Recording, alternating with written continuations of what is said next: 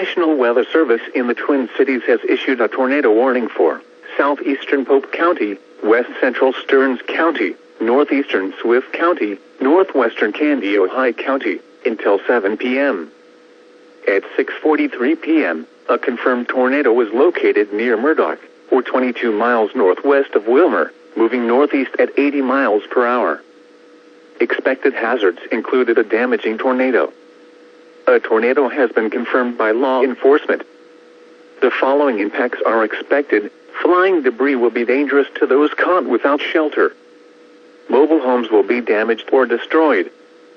Damage to roofs, windows, and vehicles will occur.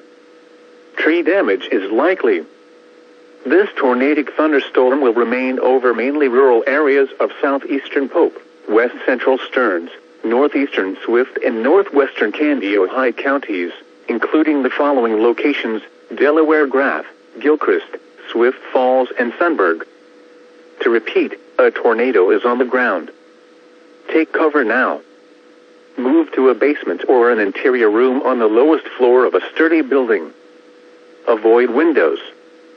If you are outdoors, in a mobile home, or in a vehicle, move to the closest substantial shelter and protect yourself from flying debris.